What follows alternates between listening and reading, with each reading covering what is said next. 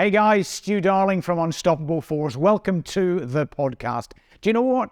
I believe we can all break out of mediocrity. We can all reach beyond what we thought our limits were. And that's what we talk about on the podcast. We talk about being unreasonable. We talk about raising our standards. And we talk about delivering the ultimate sacrifice again and again. Enjoy.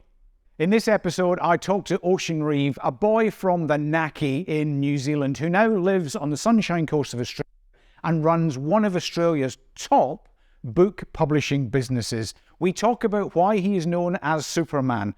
We talk about the book industry, where it's going, and what we can all do to bring our stories to life. Enjoy. All right, welcome back to Unstoppable Force. This episode, great to be talking to an old friend of mine, Ocean Reeve. Ocean and I met one another years ago when I was struggling to publish my book, and Ocean really saved my life. Thank you, Ocean. Welcome.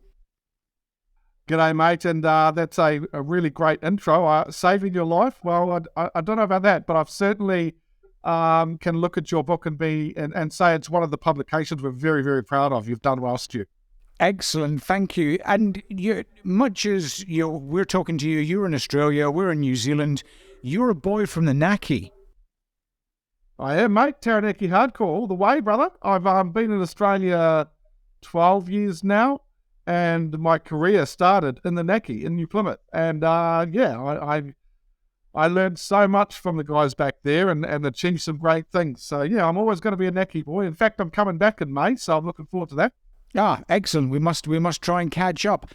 Ocean Reeve Publishing was born through your frustrations of the industry.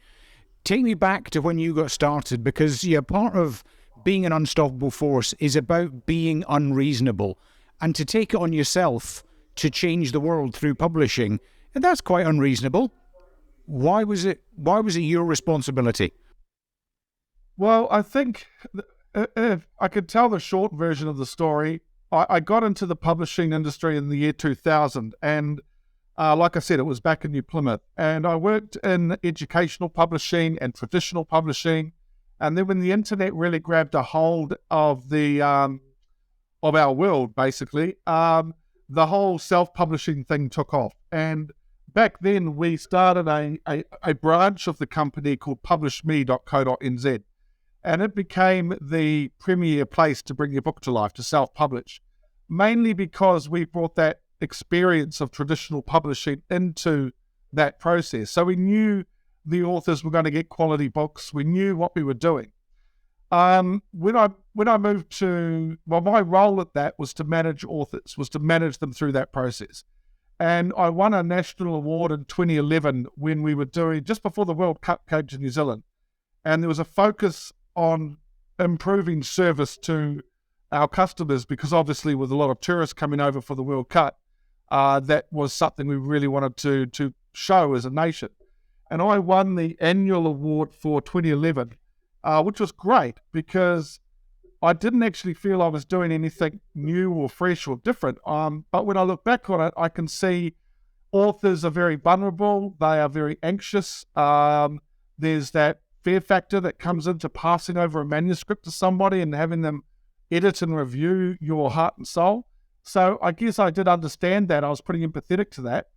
When I came to Australia, it was to grow my career, and I worked in hybrid publishers for my first, I'd say, 6 months of being here, and then I stepped back into the self-publishing space.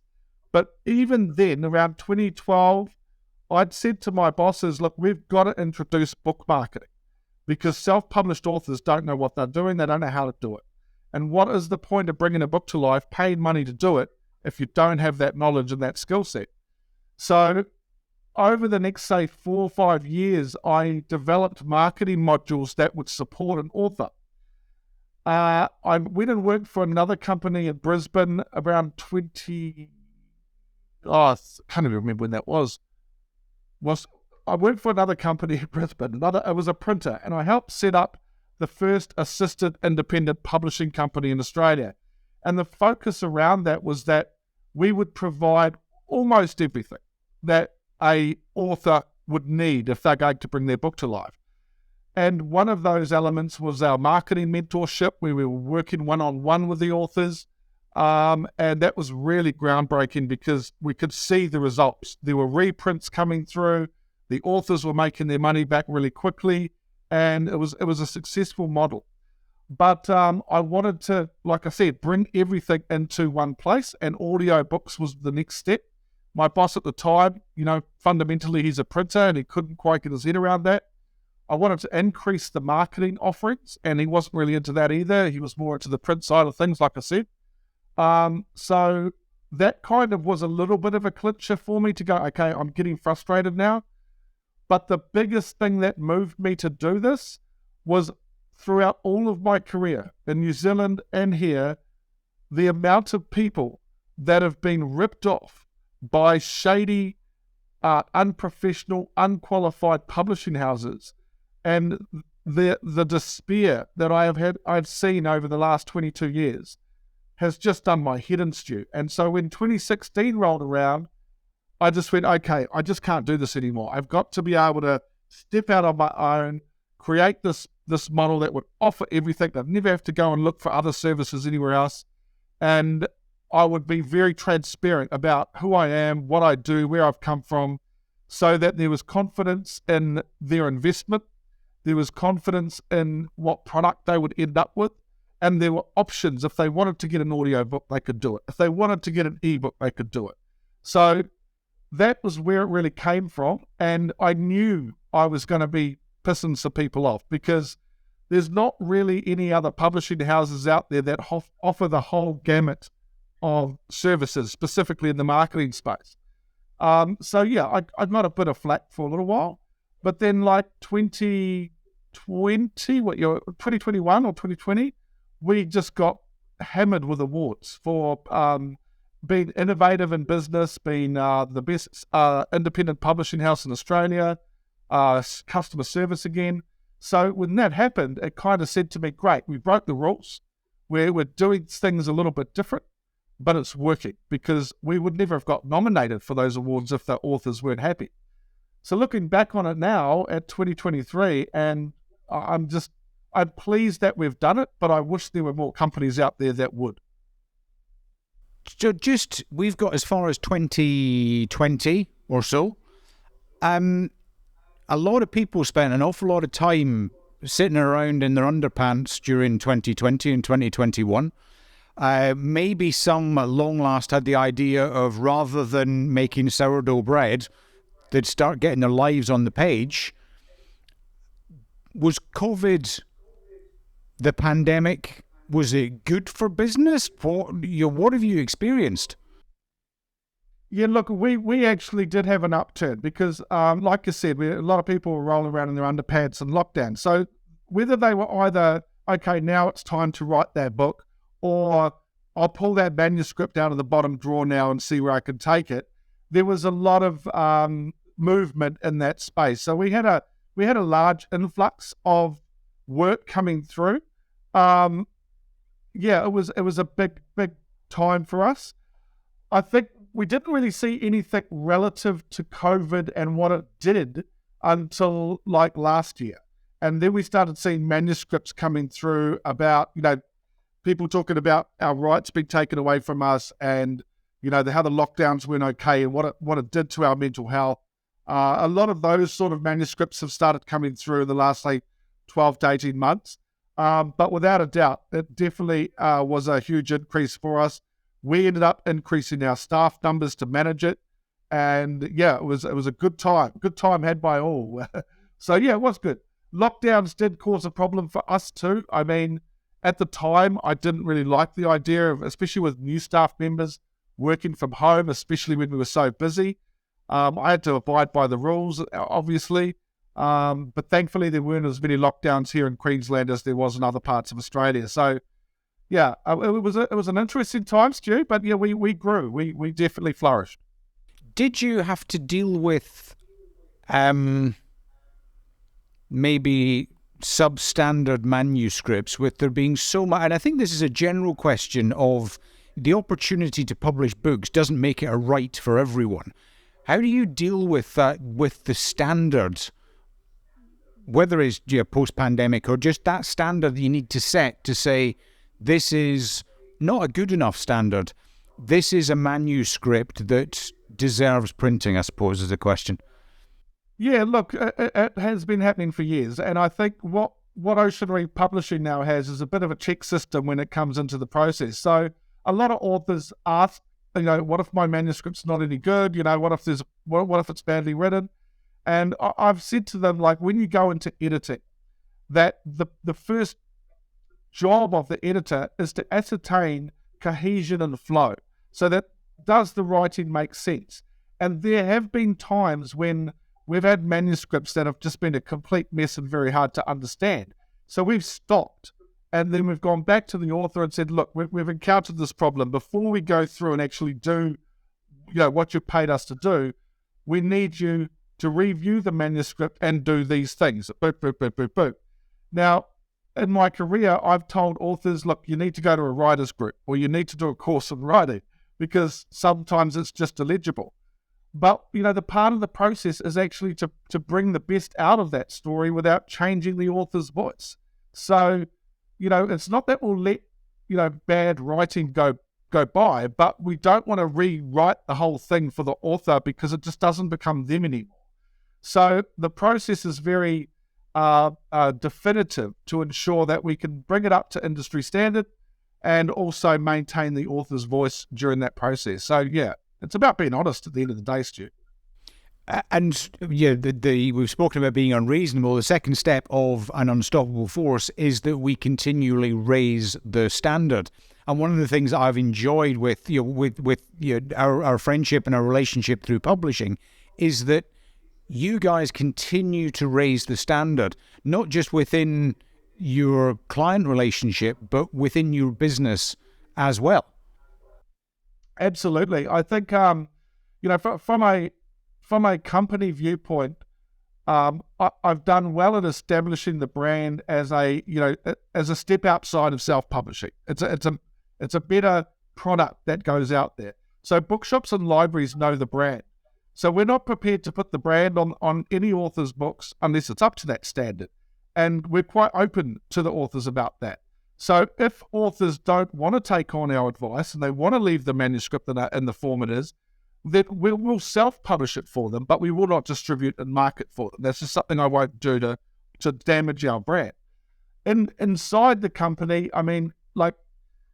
it's ever evolving and it needs to be. The industry is always changing, so that means the publishers always need to adapt to that change and up to date with what's happening so that they can provide the best advice and service and product to the authors. So, yeah, I think keeping your finger on the pulse as a publisher, as a company and an organization, without a doubt, that just has to happen because you will go by the wayside. You will be passed by somebody else eventually, and that's in any industry. With the growth in AI and how technology has evolved, it's so easy to bring a book to life now because you can self-publish, put it up on Amazon, you'll be a published author in a day. But it doesn't mean that it's any good. And if you're going to spend the hours and days, weeks, months even, putting your passion and purpose into a manuscript, do not settle with a substandard book. Work with people that know what they're doing because otherwise that time you spend has been a complete waste. It's like if my car breaks down, Stu, I ain't going to go out there and fix it. I'd call a mechanic. So if I didn't know how to bring a book to life, I'd go to someone that knew, and I would invest in that because I knew I'd have something I'd be proud of at the end of it. Very important. And the team always are open to new training so that they can be brought up to speed, and I'm more than happy to invest in that because it's in my best interest to have the best team on board. So there's two things that flow from that I want to touch on. I think the first one is my experience of book one, Lead Through Life, and working with you. I almost now look at as it was almost the learnings, the lessons that I needed for writing book two. everything that I was taught through the process, through working through the marketing workshops that you delivered personally, that all of that has better prepared me for book 2. So I think not only do you continue to grow your business, there's an education piece as well that helps us authors out there. And I'd love to know someone who spends a day or a week doing it, because I'm in many months of this one. But that's cool. And it's coming together. But the second point is, you mentioned AI, you mentioned the industry's moving forward. Stick your finger in the air, look in your crystal balls, whatever you do. Where is the industry going? Look, I think traditional publishing is going to become even less likely to survive the change of technology growth, because the money that they need to make to stay alive is enormous, and they're just not getting the top tier publications as they used to. You're always going to have the celebrity and influencer books being published. Like, I mean, Harry wrote that book. I've never read it. I don't want to read it, but it became a bestseller in a day because it was gossip. It was paparazzi gossip as far as I was concerned. So those books are always going to be taken by the big publishers and do well. But before the internet, traditional publishing was all there was, and so there were so many great stories going out there and being published. It's not like that anymore. So many traditional publishing houses have closed down. Distributors have closed down, bookshops are closed down, because it's very hard to stay alive in this current trend of market. So I think the first thing that's going to change is traditional publishers are going to take another hit. So it's a standing 8 count for me. I think ebooks have done their dash as regards to the trend that they've been having. So when they came out, that skyrocketed, went through the roof. I think people have caught on now that just because people have got an ebook up on Amazon or iBooks doesn't necessarily mean that it's the product that you expect. So they're more prepared to buy an audiobook or a physical book over the ebook. So I can see the ebooks becoming more marketing tools than actually viable products for people. Most importantly, I think online marketing and video marketing is going to become the most important part of this industry. And if you're not doing it, and the author's not leading it, you again are going to be left by the wayside, and some other author's going to step past you. When I was in Asia doing a tour a few years back, there was like integrated books where you scan it with your phone, and a little video, like a live photo or video of your phone, and then another video will pop up on top of it, and it will be like a little animation. So I think there's going to be more of that technology brought into books, into physical books. We already got QR codes. I know that I've got, with one of my books, if you scan a QR code, a little video will pop up of me going, hey, thanks for buying my book. So I think the added value in what we're going to be offering in the publishing space is going to be more going down that line. So yeah, I think those are going to be the biggest trends coming up. But I would put my finger on the author being more involved in marketing is going to become even more important. That would be the biggest. I think it's fascinating. In the olden days, I used to go into bookshops in Glasgow, and especially when we lived overseas and I headed back, we'd always take an empty bag to fill with books. And then, as you said, you went through the e-publishing, and that was then the thing. I actually find I've gone back to that a little bit, just because the ease of having my iPad, my tablet with me, but audiobooks as well. But having the crossover between all of them, so that I can touch a book when I choose to, I can listen to a book when I choose to, or I can fire one up on my screen because I'm bored scrolling. I think it's really, really fascinating, but it still comes back to that relationship that we are going to have with the author. Yeah, it's so true. I think there's so many facets that come with having all three formats available. I think you've got an older generation that really does welcome the audiobook more than the ebook. You've got people that are sight impaired, so that's obviously becoming more accessible. You've got long distance drivers and truckers that have actually there's truck stops here in Queensland that actually sell audiobooks to truckers. So, there is a massive growth in audiobooks over the past 5 years. But I also think by having all three formats and they're up live on places like Amazon, it shows that you're a little bit more than just a self-published author. It shows that you're a serious author, that you are wanting to provide all formats to your market and make your entertainment or your information or your inspiration, whatever your book is covering, you want to make it as accessible as possible. So, yeah, I think it's a really good move to do all three. There's a value in also having the authors narrate their own work. In some cases, that's just not feasible, depending on who the author is and their confidence. But if the voice of the author is coming through on the audiobook, that connection, that relationship suddenly becomes much more tangible for the listener. And they feel that they can relate more because you're not, Matthew McConaughey narrating his audiobook. You're an everyday real person just like the listener.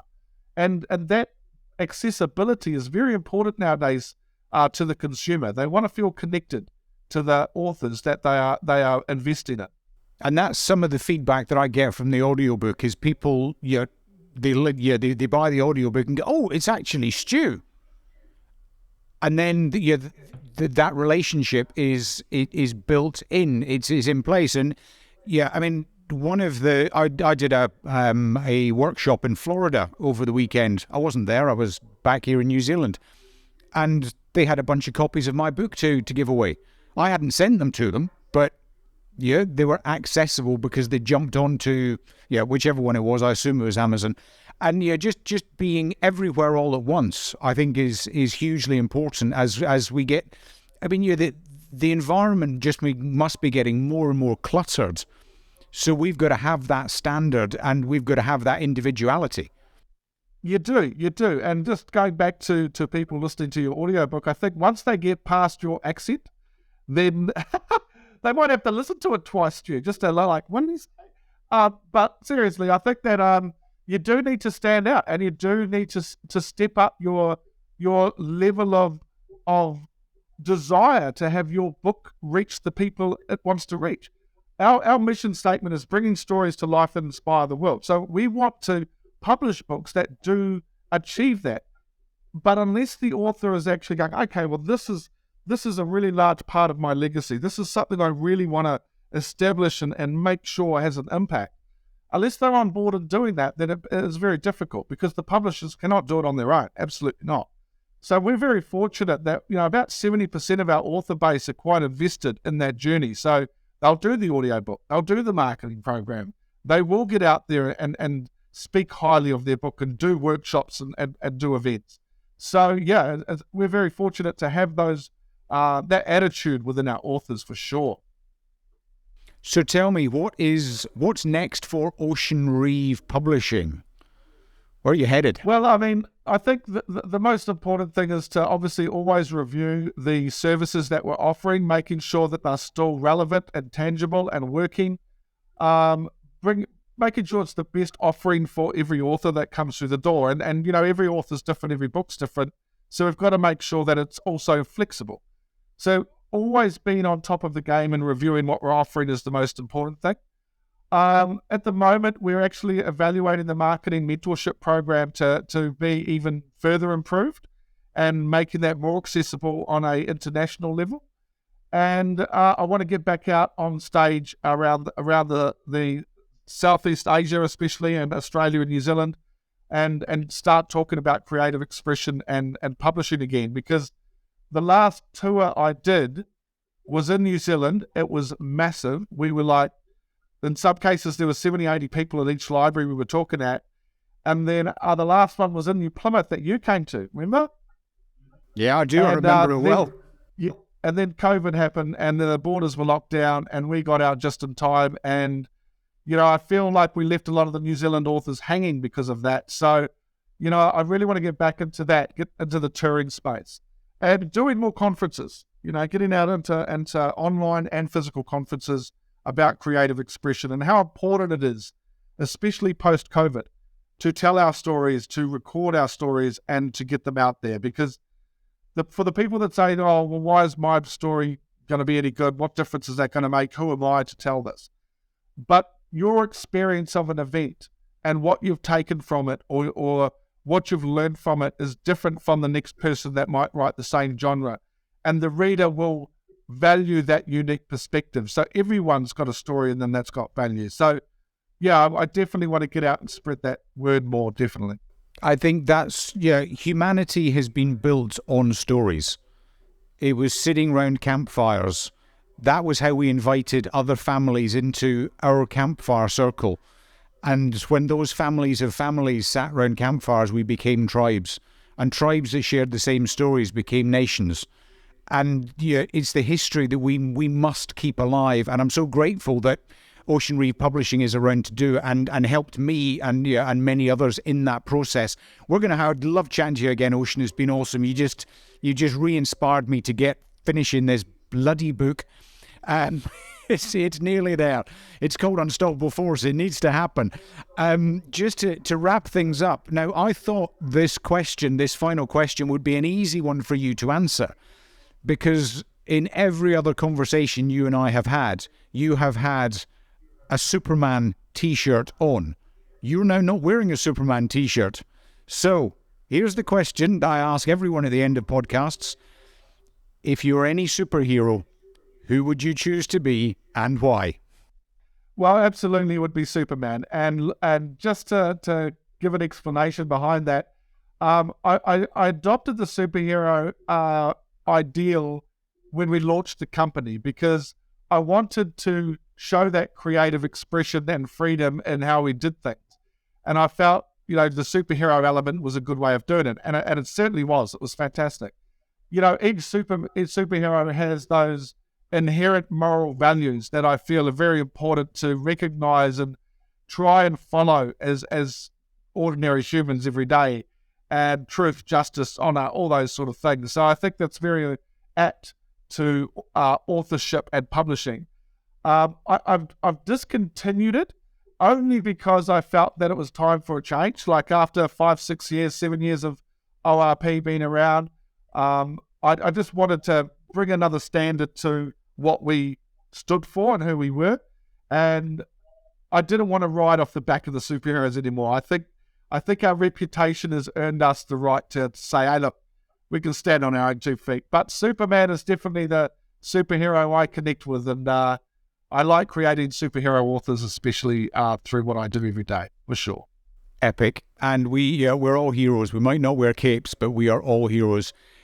Ocean, thank you so much for being a part of the Unstoppable Force podcast. I look forward to talking to you again sometime soon. Sounds great, mate. Great to be here. Thank you too. Okay, guys, thanks for watching. I hope you enjoyed that, but more importantly, I hope you got something from it. As I say to clients at our workshops, if you take one phrase from one sentence that was uttered during that podcast, then this has been of value.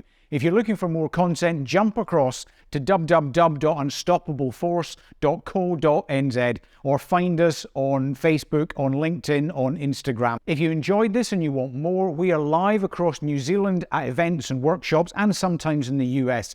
If this has been valuable to become an unstoppable force, come along and reach beyond your limits.